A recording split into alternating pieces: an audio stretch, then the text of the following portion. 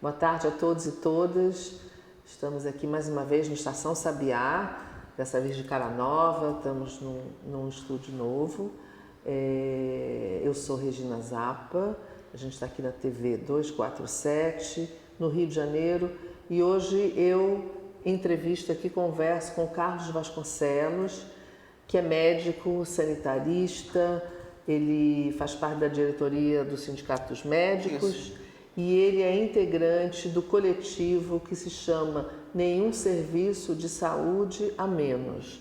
Nós vamos conversar hoje aqui sobre uma coisa muito grave, muito séria que está acontecendo aqui no Rio de Janeiro, que é praticamente um desmonte na área de saúde, sobretudo na área de atendimento de saúde a comunidades carentes e a periferia, né?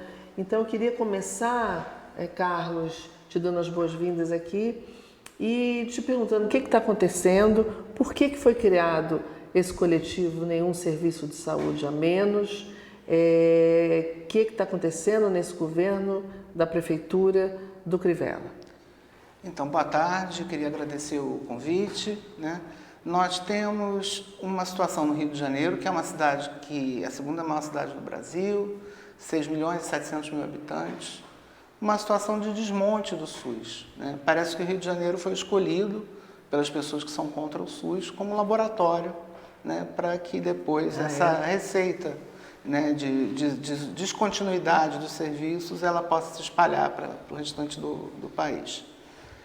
O Rio de Janeiro ele avançou na sua atenção primária no final da década de 2000, entre 2010 e 2016, com a ampliação da cobertura, né? O Rio de Janeiro tinha muito pouca atenção primária, muito poucas unidades de saúde da família, né? A cobertura não chegava a 10%, e houve uma decisão do governo da época de ampliar isso, né? E foi feita uma construção de diversas unidades, né, chamadas Clínica da Família, que acabou sendo a imagem do Rio que pegou na cidade toda, né? E essa cobertura ela atingiu, em 2016, a 70%. Né?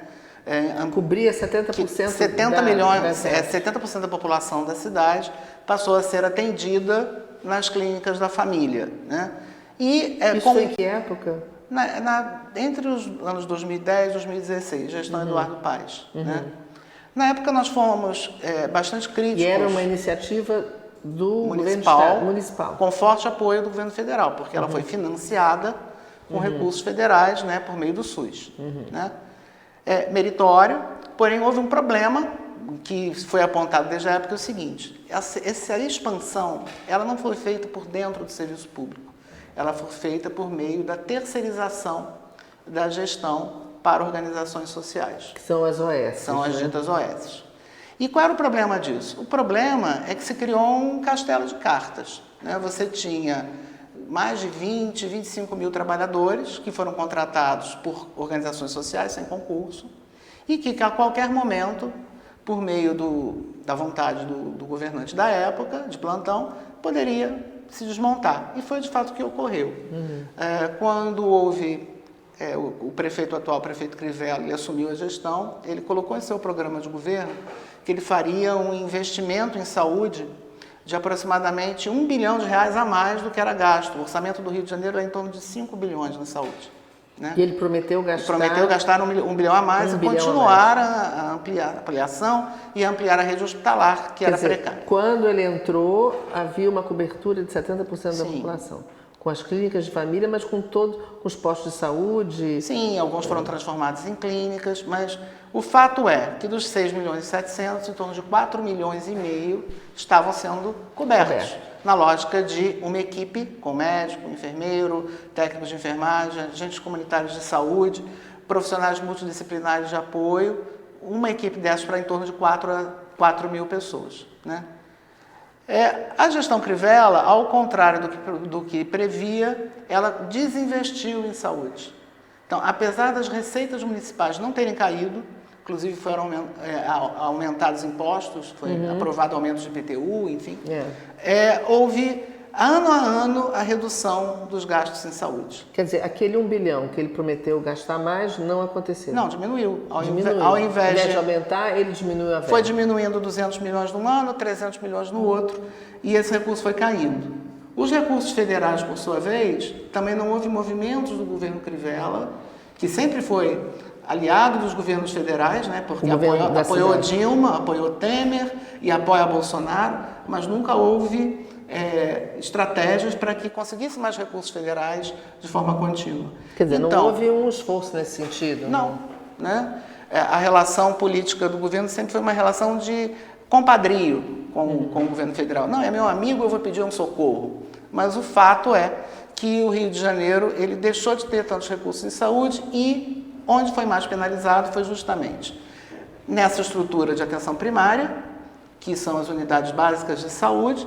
Por quê? Porque era o castelo de cartas do Eduardo Paes. Então ele desmontou, as pessoas começaram a ser demitidas, as Quantas equipes pessoas reduzidas. já foram demitidas? Em torno de 7 mil postos de trabalho foram extintos. Na área de saúde. Né?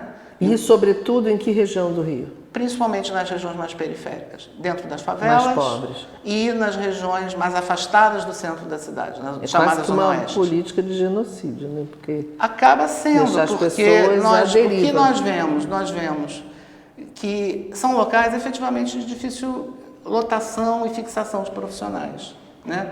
Você trabalhar numa favela, que muitas vezes está em situação de confronto armado, a política de insegurança pública ela contribui, né, com a questão do caveirão voador, né, do tiro na cabecinha, e o profissional de saúde, ele é o Estado presente lá dentro, porque, na verdade, quando a gente pensa na favela, o que é o Estado dentro da favela? É a unidade de saúde e a escola. Né? Isso é o que é a figura positiva do Estado. E essa figura ela começa a sair, porque esse profissional, primeiro que ele não é servidor público.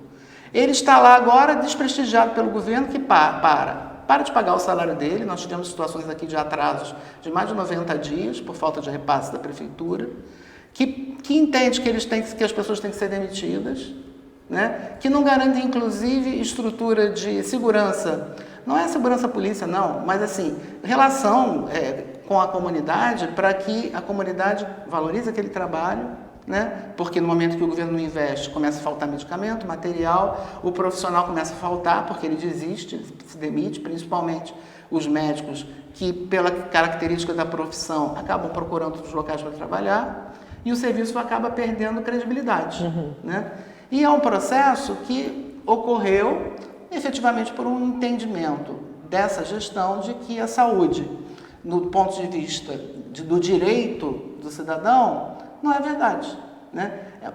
Hoje que a gente está aqui nesse programa, a gente ouviu na imprensa o prefeito dizer que o problema das enchentes no Rio de Janeiro era culpa da população que mora em área de risco, porque ela prefere economizar em cano, para não ter muito cano para fazer xixi e cocô. Né? E a lógica da saúde é a mesma, a lógica do prefeito e da gestão é que a pessoa adoece porque ela é culpada. É bom lembrar aqui, para quem não está no Rio, que a gente está nesses 2 dias vivendo uma situação calamitosa de enchentes, sobretudo na zona oeste do Rio. Houve óbitos. E que aí a prefeitura fala a mesma coisa, isso é porque Deus mandou muita chuva. Então, quer dizer, chuva sempre teve, né? Como se fosse uma novidade, agora até um castigo. Tem até as águas de março, né? Fechando o verão, uma música do Tom Jobim, né? Mas para essa gestão é uma novidade que haja tanta chuva, né? E a mesma coisa na saúde, a gente tem as epidemias, a gente tem as situações de abandono de acompanhamentos, né? Porque se você não tem o profissional, você não consegue tratar a sua hipertensão, seu diabetes, fazer o pré-natal. Né? Você não pode fazer nem a prevenção e eles estão sem também. Exato. E aí a gente teve todo esse desmonte acontecendo. O que a gente já pode saber ou determinar como consequência já imediata dessa desmobilização desses profissionais de saúde em várias áreas pobres do Rio de Janeiro? Já tem algum? Dentro do próprio sistema, a gente tem um aumento do número de internações. Ou de demanda para os hospitais de emergência, porque se você não tem atenção primária, você vai para a emergência, para a UPA, para a porta do Hospital Geral, tentar um atendimento que poderia ser feito em outro local. Até no próprio local de moradia da pessoa, exato. como na Maré, como no Alemão e outros lugares onde já tinha teve esses um postos. repique na mortalidade infantil, que deixou de cair, que ela vinha numa curva descendente e não está mais caindo. Quer dizer, né? está aumentando a mortalidade infantil. Começou a ter repique e na mortalidade materna também. Né? Então, a gente efetivamente verifica, né, que o desmonte ele chega, né, rapidamente nos indicadores. Agora, você mencionou aí que ele está desmobilizando isso, porque achava que não funcionava e tal, e que preferia focar nos hospitais. Esse era o discurso. Mas não está acontecendo. Quer dizer, os hospitais não estão recebendo mais verbas, nem mais pessoal, nem mais recursos. Não, inclusive no nosso coletivo se agregaram pessoas que atuavam nos hospitais justamente porque também sofreram alguns desmontes, foram fechados leitos. Né? O Rio de Janeiro tem uma rede federal também que está com muitas dificuldades e o município, que deveria ser o gestor do território, não interfere no funcionamento dos hospitais federais porque não quer comprar briga com o governo federal. E a gente verifica que, na verdade, a questão é de prioridade na saúde. Você tem um desinvestimento. Né? O recurso está indo para outras áreas de gestão. É questão de não ter prioridade na política de saúde, sobretudo. Né? E uma política sempre de colocar a culpa no outro. Não, eu gasto minha obrigação constitucional. O município ele tem por obrigação gastar no mínimo 15% do seu orçamento em saúde, das despesas correntes, nas receitas líquidas. Somente uma pequena parcela dos municípios no Brasil gastam apenas 15%. No estado do Rio de Janeiro, a média é em torno de 23%. Porque, efetivamente, os estados pouco contribuem para a saúde. No caso do Rio de Janeiro, os governos Sérgio Cabral, Pezão, deixaram de gastar em saúde. Né? E o governo federal ele não aplica o volume efetivo de recursos porque os recursos estão congelados por 20 anos. Tem um teto, saúde, quer dizer, isso é no Brasil inteiro, mas talvez então, um pouco mais grave aqui no Rio.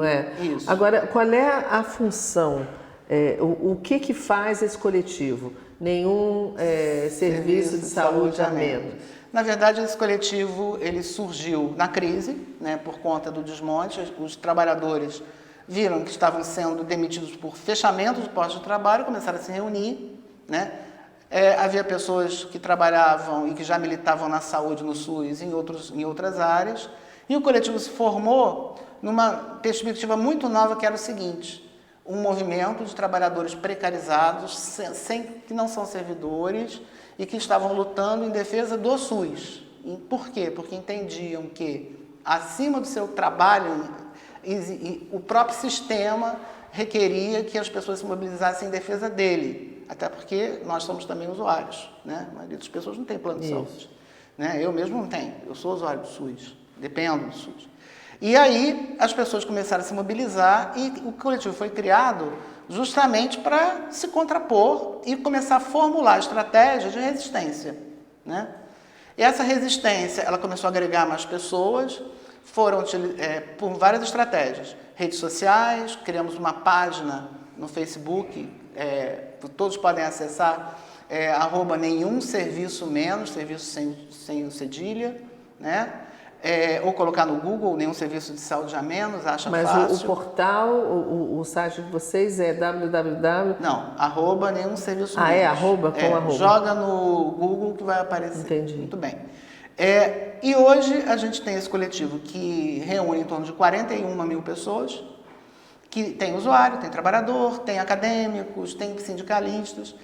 E, além das questões das redes, a gente também começou a mobilizar ações de rua, né? Então, fizemos inúmeras atividades de rua, de passeata, manifestação, ocupação de espaços, em luta da saúde, em luta de que as unidades funcionassem. Tivemos uma situação, inclusive, em 2018, quando estávamos com 60 dias de atraso de salário, unidades sem medicamentos, que fizemos simultaneamente 42 manifestações no Rio de Janeiro, nas ruas, em todos os bairros. A cidade parou numa manhã de segunda-feira, né? E essa estratégia de ocupação do espaço público, lutando pela saúde, ela ampliou a causa né, que era uma causa de trabalhadores e pelo seu emprego, por uma causa de defender o SUS no Rio de Janeiro como uma necessidade básica da população. Se o governo não entende que a saúde é prioridade, a cidade e o coletivo entendem que é necessário porque é uma questão de sobrevivência, né? E a partir daí, vida, né? É a vida, né? E a partir daí, a gente desenvolveu as ações sindicais, porque no momento em que começamos a mobilizar greves, e aí greve de trabalhador precarizado, que não tem direito à estabilidade, tivemos que ir para os tribunais, tivemos que ter a ajuda dos sindicatos. Então, mesmo categorias que tinham problemas com seus sindicatos, criamos coletivos de trabalhadores. Vou pegar um exemplo, musicoterapeutas. Nunca houve um sindicato de musicoterapeutas no Rio de Janeiro, acho que não tem no Brasil. Criamos um coletivo, eles criaram um coletivo que foi reconhecido pelo Tribunal do Trabalho como representativo. O mesmo para os técnicos de farmácia, o mesmo para os trabalhadores administrativos, né? Porque eles estavam sendo limitados em seus direitos. E principalmente que todas essas categorias, médicos, enfermeiros, psicólogos, nutricionistas, a luta era comum, porque era uma luta pelo SUS. Então, independente da visão ideológica de cada categoria, de cada sindicato, as questões corporativas que alguns têm, o foco foi o SUS. E a gente usou esse movimento, esse coletivo, como uma forma de unificar a luta, de unidade. Né? E a partir daí a gente foi ampliando, né, para outras ações também. Então, a gente procurou, enquanto coletivo, trazer questões que indiretamente tem relação com a saúde, então as lutas contra o racismo, contra a homofobia, pelo acesso a direitos, né, em que a gente sempre procura formar parcerias e divulgar, a luta nas comunidades, nas favelas e também nas áreas de asfalto por direitos básicos, em que as pessoas se mobilizam, a gente procura utilizar o coletivo como canal, né, estratégias de formação de pessoas para atuar em movimentos sociais, parceria com universidades, com a Fiocruz, com a UERJ, com a FRJ, com outros movimentos da área da saúde, como o Fórum de Saúde do Rio de Janeiro, enfim, de uma forma que o governo municipal e também outras estruturas de poder entendessem que a população ela tem os seus mecanismos de fala, de escuta, de diálogo, de debate. Então, inclusive, essa semana agora, quando a gente teve uma demissão de 5.000 trabalhadores, que ainda está em curso. Agora, essa semana. Né? 5.000 de uma vez só, postos... Na véspera do Carnaval. Foi na véspera do Carnaval, para abafar um pouco. Foi 20 de janeiro, as pessoas foram postas em aviso prévio até 20 de fevereiro. 20 de fevereiro as pessoas saíram dos seus postos de trabalho. Né? Tudo na área de atendimento... de saúde às comunidades carentes? Não, nem tanto. Dessa vez, pegaram a Zona Sul do Rio de Janeiro, toda, tá? E algumas áreas mais carentes, como Pavuna, Cari, que são bairros periféricos. Mas aí o quê? Postos de saúde? Aonde foram feitos? Saúde mental e atenção primária. Saúde mental. Queria falar também sobre essa questão da saúde mental. Então, o que a gente vê hoje? A gente vê que o problema é recurso aqui no Rio de Janeiro. É vontade política. O problema é a vontade política e, principalmente, a capacidade da população se mobilizar em torno dos seus direitos. Eu queria abrir até um parênteses aí e te perguntar se vocês acham que é possível fazer uma mobilização pela saúde da cidade ou do país, como se fez pela educação, que foi uma manifestação bem grande, teve efeitos, surtiu efeitos, porque foi muita gente para a rua. Sim, como a gente vai ter agora, no dia 18, né, de março, também uma mobilização pela educação novamente, e a gente também participa.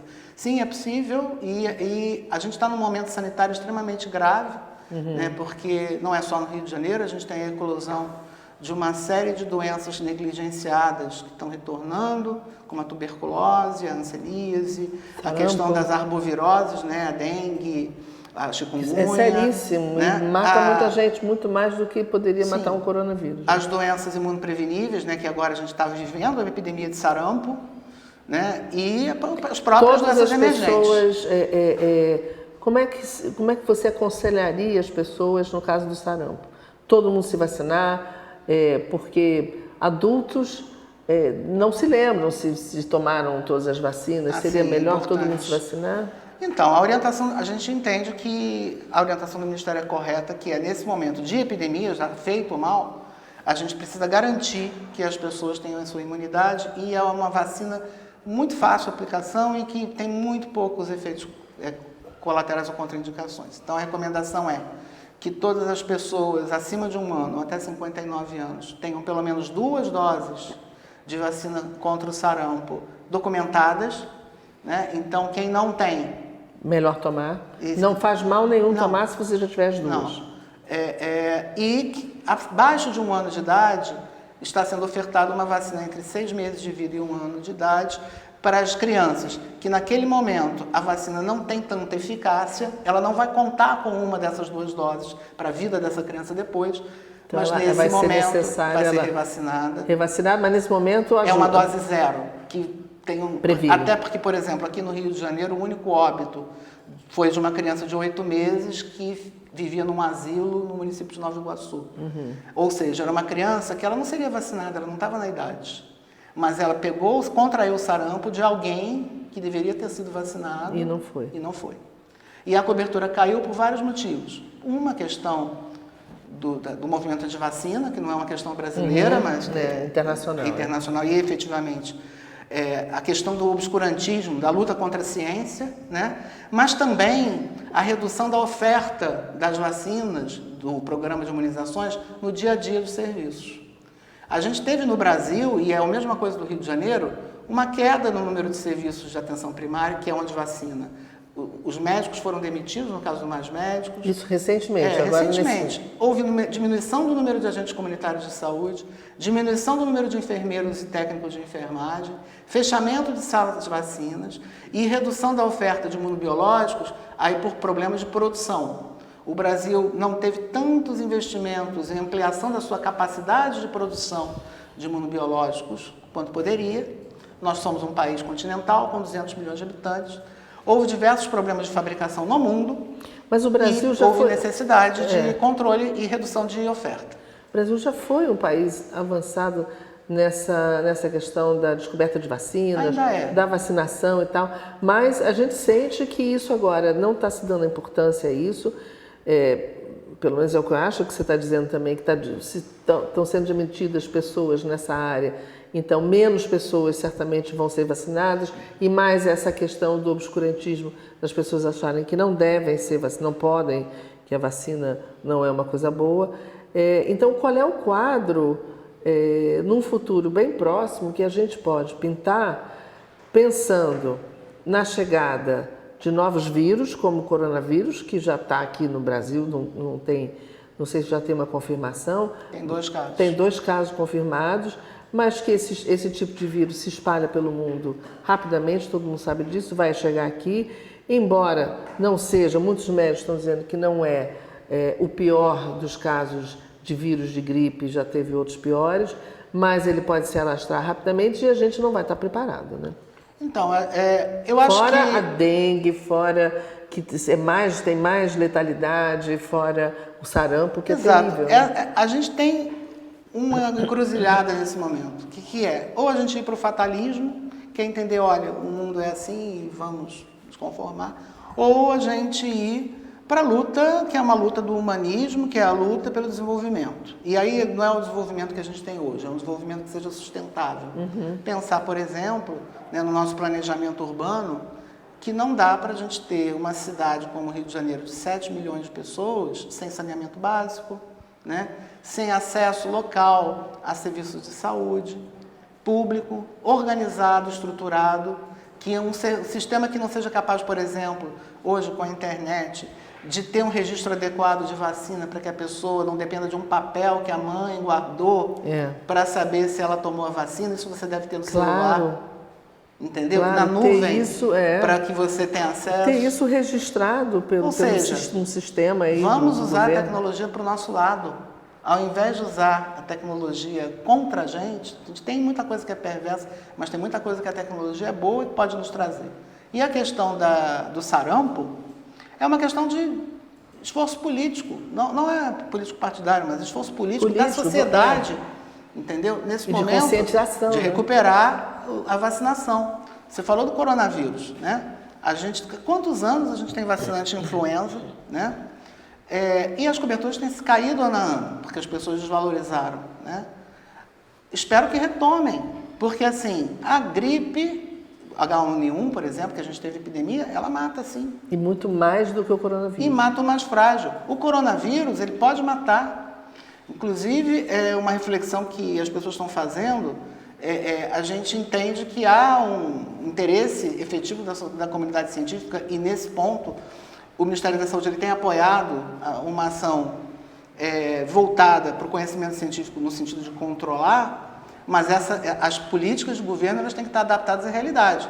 Por exemplo, quando o governo fala, e fala, a meu ver, corretamente, que as pessoas com doença não grave devam ficar em casa, em isolamento por 15 dias, perfeito.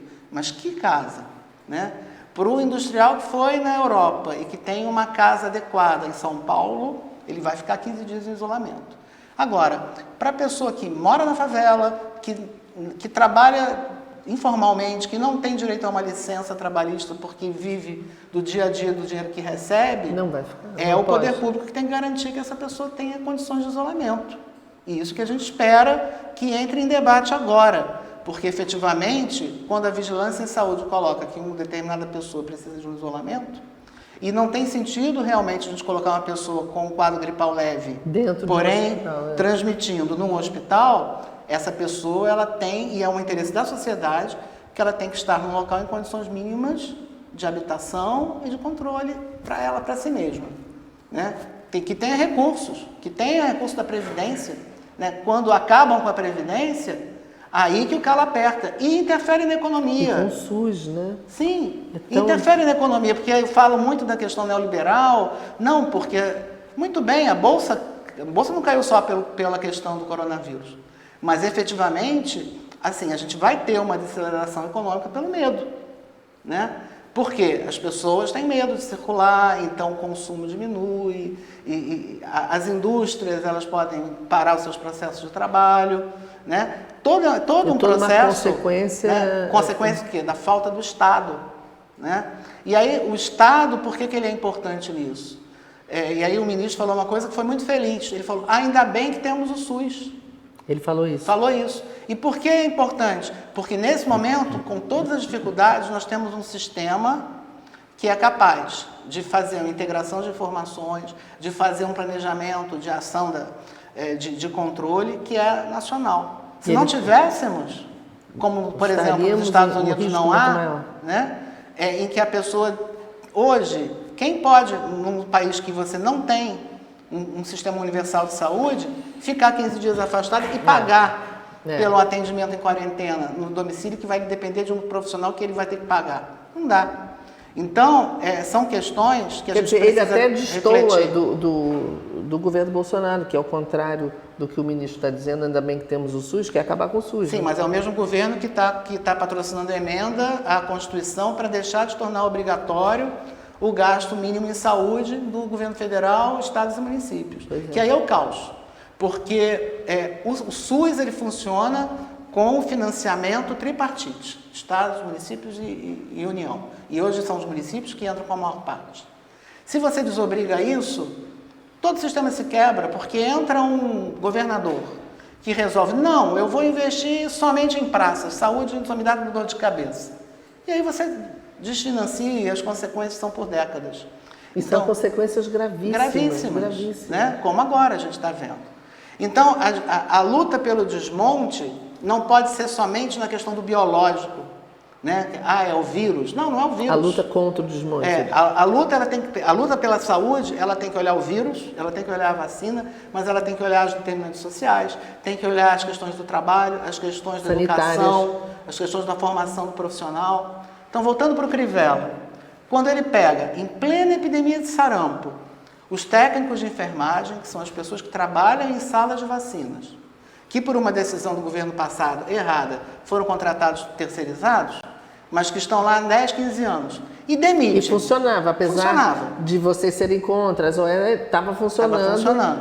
E para transformar isso de uma outra forma, não pode ser demitindo todo mundo. De uma hora para outra. Ele demitiu todos os técnicos de enfermagem de 40% da cidade, de uma hora para outra, na véspera do carnaval, 40%. 40%, e colocou outras pessoas lá. Pessoas essas, é assim, eu posso ser técnico de enfermagem, mas eu não obrigatoriamente tenho conhecimento de trabalhar em sala de vacina, que tem uma série de detalhamentos, especificações que envolvem formação.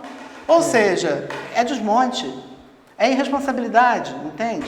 Você deixar uma unidade de saúde numa favela que atende a 40 mil pessoas, que tem 10 equipes de saúde da família, com um médico, é negar o direito à saúde da população, né? E aí, em relação à saúde mental? Isso que eu ia perguntar agora. Como é que está nesse plano aí? A saúde mental, ela tem um grande dilema. O primeiro dilema é o seguinte: demanda. Né? Nesse mundo louco que a gente vive, com essa quantidade de estresse, no Rio de Janeiro agravada pela questão da violência, a demanda de sofrimento psíquico que se coloca hoje para todo profissional de saúde é imensa. Muito poucas pessoas podem se considerar com boa saúde mental. Né? Ainda tem o estresse e a depressão. Sim, tem a depressão, a ansiedade, o uso de medicamentos desnecessários, benzodiazepínicos, né? O calmante, que a pessoa se torna dependente, para poder sobreviver àquela crise, no caos, ao caos. Né? E aí a gente tem um modelo hoje que é preconizado na saúde mental, que é a deshospitalização, que você tenha serviços substitutivos ao manicômio para que a pessoa ela não saia da sociedade, que ela viva no contexto do seu bairro, não seja isolada, da sua família, né? E que a partir dali ela vai encontrar a cura, né? Ela vai conseguir conviver e voltar para a sociedade plenamente, né? Que foi toda essa luta antimanicomial. Sim, a luta antimanicomial toda. Nesse tempo todo que a gente tem visto. E no Rio de Janeiro, esse modelo da reforma psiquiátrica ele vem se desenvolvendo, porém de formas muito precárias. Os CAPs, as residências terapêuticas, as unidades de acolhimento, elas foram estruturadas normalmente em prédios alugados, com profissionais contratados por organizações não governamentais, OS, né?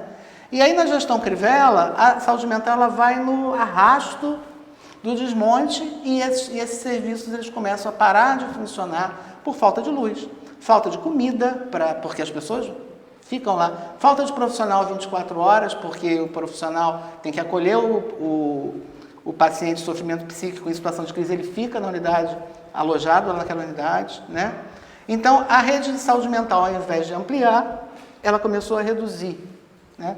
Além, junto a isso, iniciativas do governo com recurso, favorecendo comunidades terapêuticas, que são comunidades normalmente ligadas a entidades religiosas de todos os matizes, né? Mas que não são serviços de saúde, são serviços em que o cidadão é colocado contido em algum local e a partir daí o que se faz é evangelização. Evangelização ou outro tipo de trabalho religioso sem profissional de saúde, que já tem evidências de que são extremamente pouco efetivas. Os CAPs, como é que funcionavam? Ou como é que funciona? Funcionavam e funcionam dentro da rede, alguns funcionando 24 horas, e alguns nesses locais mais periféricos, mais pobres? Não, é muito desequilibrado. Sim. Então, por exemplo, você pegar Rio de Janeiro, nós temos favelas, tem CAPs, como a Rocinha, temos regiões como a Zona Oeste que não tem, e o centro da cidade que não tem, entendeu? Era necessário ampliar, era necessário que alguns serviços que não funcionam à noite, né, passassem a funcionar. Mas como é que ele funciona, como é que é o atendimento no caso? Hoje tem várias portas de entrada. A primeira é a própria atenção primária. Eu estou com um estresse, eu vou no médico de família, no enfermeiro, eu vou colocar meu estresse, muitas vezes ali mesmo, a equipe de saúde da família vai dar conta e vai acompanhar. Se não consegue, né, aquele cidadão, eles vão ter um apoio de uma equipe de saúde mental, que pode ser no CAPS, por exemplo. Então, o paciente ele vai ser acompanhado na atenção primária e no CAPS. E aí ele vai ao CAPS, vai fazer um processo, e aí o projeto terapêutico é singular, cada pessoa tem uma lógica, claro, né? E a partir daí ele vai fazer aquele acompanhamento junto, sim, principalmente a família e a comunidade. Outra vertente é a questão das drogas, né? A gente tem alguns CAPs de álcool e drogas, né, que são serviços que funcionam para estarem acolhendo as pessoas que estão com desequilíbrio devido às drogas e trabalham na perspectiva da redução de danos. Ou seja, que a pessoa ela possa estar buscando o seu equilíbrio, né, e reestruturando sua vida, passando a ter a questão da droga não como eixo principal da sua vida, mas como uma questão que vai aos poucos sendo abandonada. E muitas vezes é o único ponto de apoio que essas pessoas têm, são os CAPs. E aí a gente tem a limitação, primeiro, que é a questão da violência e da política de segurança, à medida que criminaliza o uso da droga. E criminaliza o pobre. E normalmente é o pobre, porque o traficante rico, esse não é atingido. Esse cidadão que é criminalizado, ele tem medo de falar que ele usa. Ele não procura o serviço de saúde porque ele tem medo de, ao se procurar, ele ir preso ou ele ter alguma outra questão. Segundo, a violência vai junto. Então, muitas vezes, a resistência da atuação do serviço de saúde, o serviço de saúde ele tem que se legitimar. A questão da população em situação de rua, a mesma coisa. No momento que você tem ações de governo querendo recolher as pessoas da rua e não garantir que aquelas pessoas tenham condições melhores para que elas mesmas possam... que possam ir ser tratados depois liberados. Ali na situação de rua e depois terem uma situação melhor de vida, no momento que você recolhe, você tira qualquer referência social da pessoa. Então, são ações que, no caso do Rio de Janeiro, elas configuraram que a saúde mental ela ficou num processo de resistência para que mantenha o seu serviço. E tem mantido, né? E é esse o momento que a gente está hoje. A gente tem um momento em que eu posso ousar dizer que se não fosse pela luta dos trabalhadores e pela luta da população para que a saúde da cidade ela se mantivesse, a gente estaria com maior retrocesso ainda. Né? E a gente espera... Então você acha que existe essa resistência? Sim, e a gente espera que essas experiências que a gente vivenciou e vivencia aqui no Rio, elas possam servir também para outras realidades sociais e outros locais. A gente tem aqui do lado mesmo, a Baixada Fluminense, onde tudo que eu relatei aqui, eu agravaria 10, 30 vezes em alguns lugares, né? Isso é uma realidade que a gente encontra em periferias de centros urbanos em todo o país. Né? Na verdade, a questão do entendimento que a saúde não é direito e principalmente que a saúde ela é tratada como uma mercadoria e não como um processo que é um direito do cidadão. E uma obrigação do Estado. Né?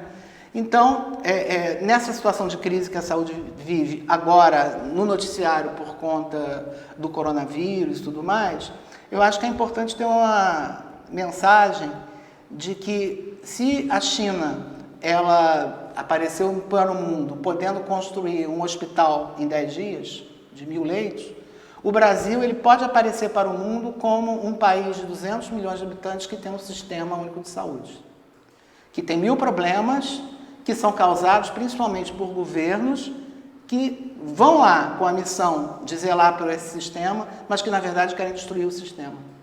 E aí, a mensagem que pode ficar para o cidadão é essa. Na hora dele escolher quem ele vai colocar para governar a si, na cidade, no país, independente da questão ideológica e tudo, que ele pense o seguinte: esse cidadão, qual é o interesse dele? Ele defende o SUS? Ele defende a saúde?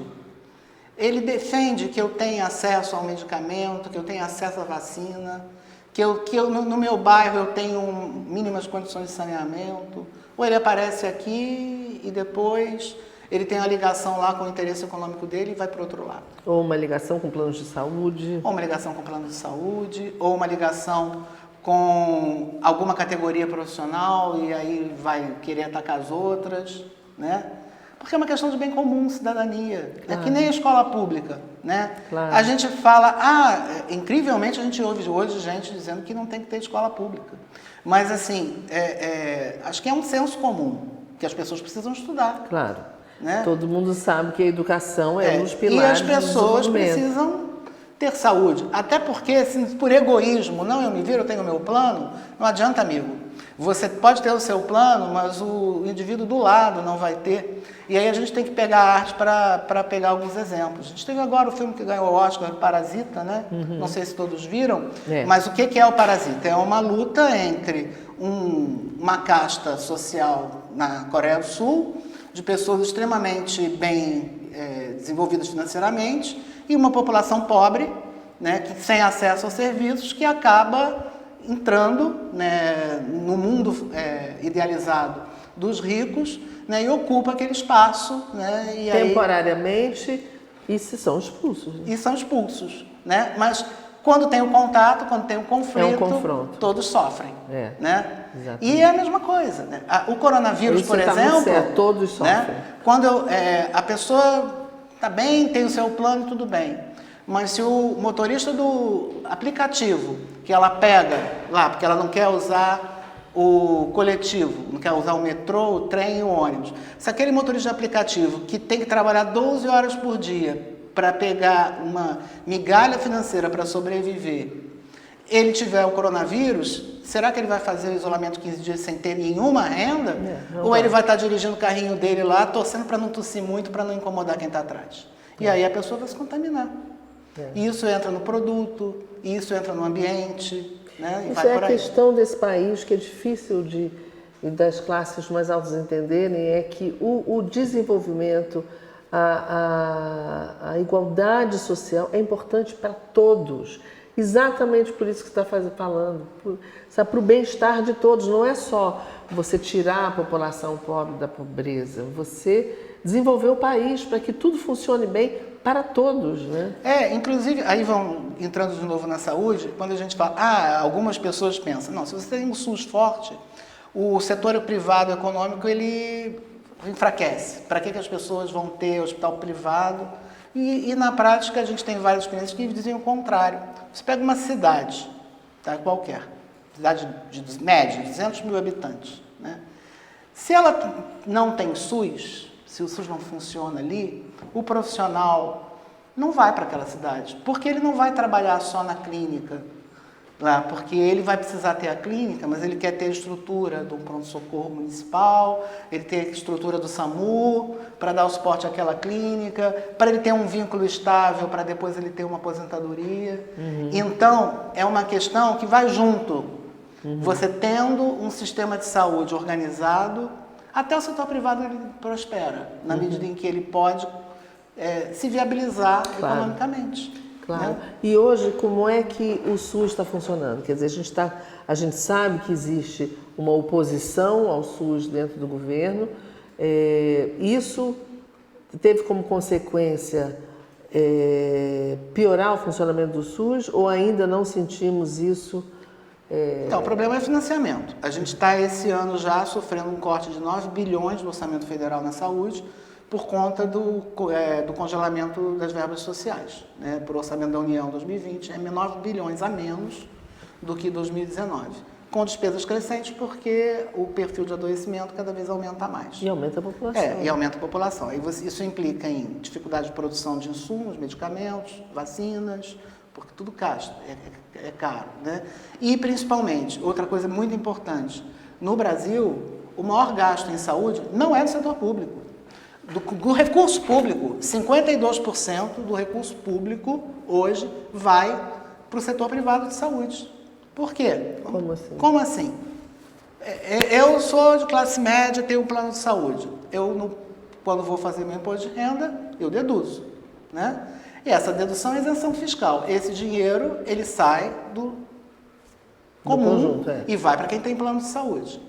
Empresas privadas que atuam na área da saúde, em geral, são de utilidade pública e têm isenção de impostos. Então, elas também não pagam impostos e esse recurso vai para a saúde. Gasto com medicamentos. O governo compra medicamentos? Compra.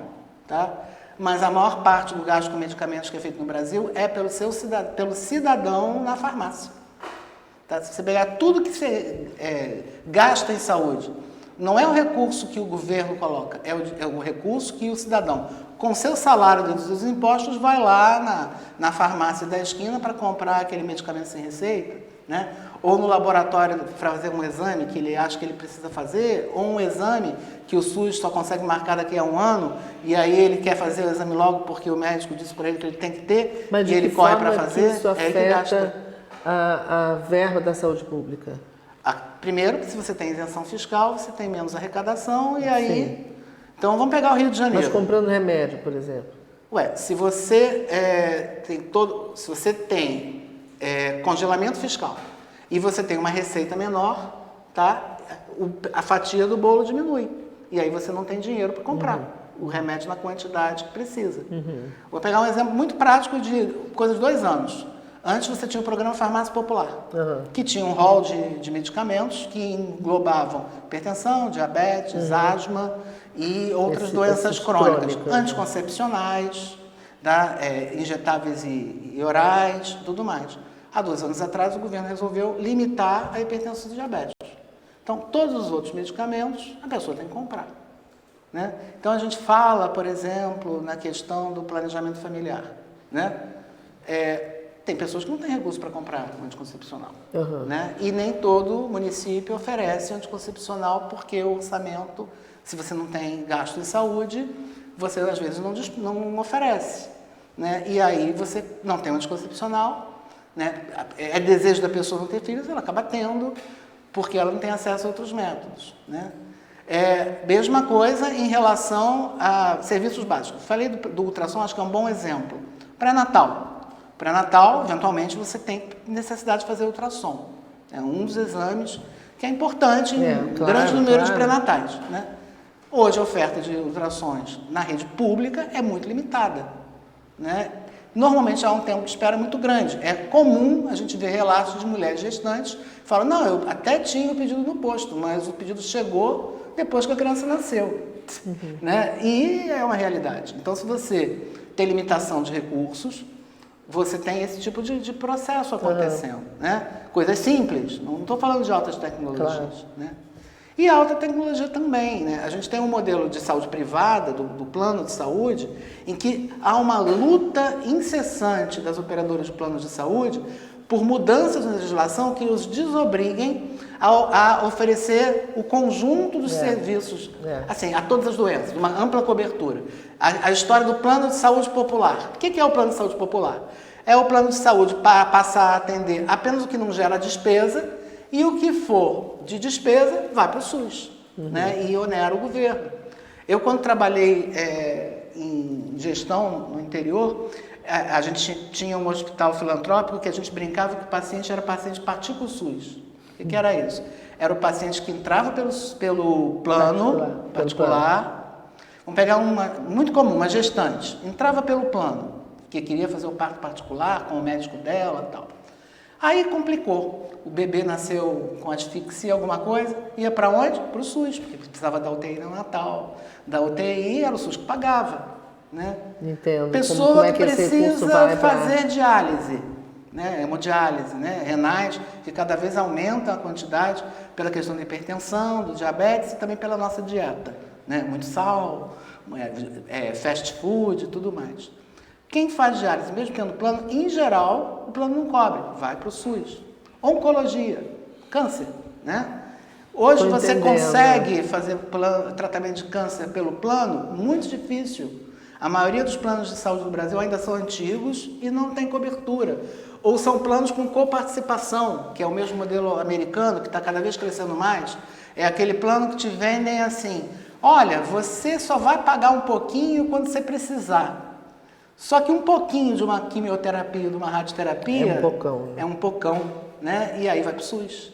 Porque ele não vai poder pagar a coparticipação quando ele precisar. O que você acha que vai acontecer com o SUS num futuro, sei lá, médio? Eu acho que o SUS vai sobreviver a essa onda liberalizante. Por quê? Porque o próprio sistema econômico ele necessita de um sistema de saúde funcionante.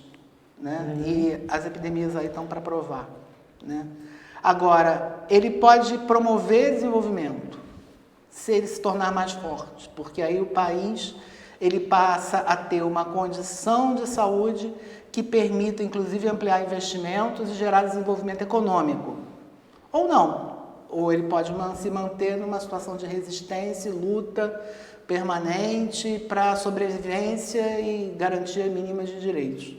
Eu espero que a gente vá para a primeira opção, que ele se torne realmente uma referência, como a gente tem exemplos em outros lugares. A gente tem o modelo inglês, é uma referência no o modelo Brasil, cubano, sim, mas referência inclusive de desenvolvimento. De desenvolvimento. Da população maior, ter orgulho. Quer dizer, claro, fortalecendo e a população ter orgulho e ser atendida, sim, né? Bem e atendida. ter um acesso a um serviço adequado, né? Inclusive no setor privado, porque é um papel do SUS também fiscalizar que o setor privado faça um serviço de qualidade, né? Que, por meio da vigilância sanitária. As pessoas às vezes esquecem disso. Isso é importante. Né? Que você tem um medicamento que você está comprando, quando agora, por exemplo, o governo vem e extermina a direção do Inmetro, né? As pessoas esquecem que, por exemplo, na saúde, quem afere o aparelho de pressão lá, aquele aparelho de pressão que a pessoa compra na loja, é o Inmetro. Quem afere o respirador do CTI, quer dizer, tá sem é o Inmetro. E isso é papel do Estado. Assim como na saúde, por meio da vigilância sanitária, de medicamentos, por exemplo, é o que vai garantir que o antibiótico que você compra na farmácia, ele tem efetivamente a dosagem que está ali no rótulo. Entendeu? Claro. E que vai fazer o efeito que você espera. Que a vacina que você toma na unidade básica ou até no setor privado, ela está conservada num sistema de refrigeração adequado, que ele não está sendo aplicado muito tempo depois de aberto. Ou seja, né, o que a gente pensa em saúde não é só a lógica do lado médico, não. A gente tem que pensar a saúde enquanto um sistema que envolva qualidade de vida, cidadania, né, humanização. E até além da humanização, se você for pensar em saúde animal também, né? Quantas doenças são causadas, né, por zoonoses, que tais, a gente está agora aqui, nesse momento, numa situação de enchente no Rio de Janeiro, a gente está falando de coronavírus, a gente tem que lembrar da leptospirose. Exatamente. Né, que é o rato. E agora, quer dizer, a gente já está quase chegando no final do nosso tempo aqui, e não é só, Carlos, o desmonte na área de saúde, com demissão de profissionais de saúde e tal. Você tem no país agora uma questão muito grave em relação à pesquisa também, né, que está sendo também desmontada. Muitos pesquisadores estão saindo do país porque não tem espaço e não tem como trabalhar aqui. Isso também é muito grave. Para alcançar isso que você está dizendo, quer dizer, um conjunto de coisas que vai fazer com que a gente tenha uma qualidade de vida melhor, uma humanização, um progresso, um desenvolvimento no país em que todo mundo consiga... Foi importante você lembrar isso, até porque a gente ouviu declarações da ciência e tecnologia desse governo, o governo Bolsonaro, dizendo que tinha que se privilegiar pesquisas que tivessem impacto direto na população, porque as pessoas ficavam fazendo balbúrdia nas universidades. E as pessoas esquecem que essa balbúrdia, por exemplo, garantiu agora que a gente tivesse o sequenciamento do genoma do coronavírus no Brasil. Duas brasileiras pesquisadoras. E por que isso é pesquisa básica? E negras, negras, né? Por conta do resultado das cotas, ganhando mal, provavelmente. Né? E por que sequenciamento, que é pesquisa básica em saúde, é importante? Né? A gente tem que saber que coronavírus está vindo aqui no Brasil. E elas viram mutações, né? Que eles têm mutações. Por exemplo, lá nos Estados Unidos, e isso é uma coisa que preocupa, já se identificou, já tem um número razoável de casos lá, inclusive com óbito, que os coronavírus que foram sequenciados nos Estados Unidos são completamente diferentes um do outro. Tem um que veio do Irã, tem outro que veio da China, o que significa que tem um monte de gente lá com o coronavírus e que o sistema, que não é público, que não é único, não foi capaz de captar. Está circulando lá um monte de coronavírus diferentes. E aqui a gente está muito avançado com esse... Né? E no momento em que aqui a gente tem capacidade de sequenciamento do genoma, a gente consegue identificar onde que veio esse coronavírus e por onde que ele está indo. E produzir a vacina. E, inclusive, colaborar, e aí é uma colaboração internacional, que é uma outra coisa importante. Não existe a ideia de que um país ele possa se isolar da comunidade internacional. Seja na saúde, seja na educação, seja na ciência, seja até na economia. Porque as coisas hoje, o conhecimento é coletivo. Claro, né? Então, a produção científica ela também deve ser democratizada, ampliada e com oferta. Vamos voltar para o SUS? Não adianta uma faculdade de enfermagem, de medicina, formar um profissional que nunca morou, que nunca trabalhou numa comunidade pobre, seja favela, rural, tradicional, indígena, porque quando ele se formar e se ele chegar numa favela ou numa aldeia indígena, ele não vai saber o que fazer, porque ele não vai falar nem a língua e não vai entender e interpretar efetivamente o que aquelas realidade daquelas pessoas, né? Querem. Né? Ele vai trazer uma realidade que não é a realidade Mas se a dele. gente traz essas pessoas Sim. de todas as partes da sociedade... Por isso que a nossa você formação em educação, ela tem que ser, e a gente defende isso, na saúde dentro do SUS, na educação dentro da escola pública. Né? Porque ninguém vai querer trabalhar na escola pública se não vivenciar essa escola pública. A mesma coisa no SUS. Eu vou formar um médico de família atuando numa residência dentro da unidade primária de saúde. Aqui no Rio a gente tem. Lutamos muito. O Crivella queria cortar as bolsas de residência. Conseguimos reverter. Não foram cortadas, tanto médicas quanto multiprofissionais. Né? Isso precisa se ampliar. Essa luta precisa ser ampliada. Sim, e não só a luta. A gente tem que entender que podemos fazer e temos capacidade, independente da vontade do governo, de tornar as coisas possíveis. E isso, enquanto organização coletiva de movimento social, eu acho que é um recado que a gente precisa deixar. Podem reprimir, podem limitar a atuação das pessoas, podem desestimular, mas no momento em que a gente pensa no nosso dia a dia e traz as coisas que a gente precisa ter, a gente consegue se organizar. Muito bem, Carlos. Eu acho que o seu recado foi muito bem dado e espero que todo mundo tenha aproveitado bastante essa conversa, que foi muito produtiva, muito importante, e espero também que você volte aqui mais tarde para contar como é que as coisas estão andando.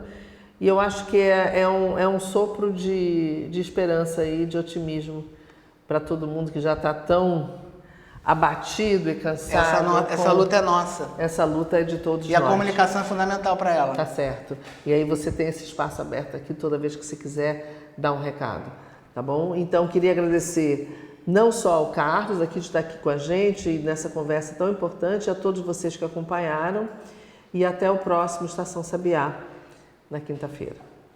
Até mais.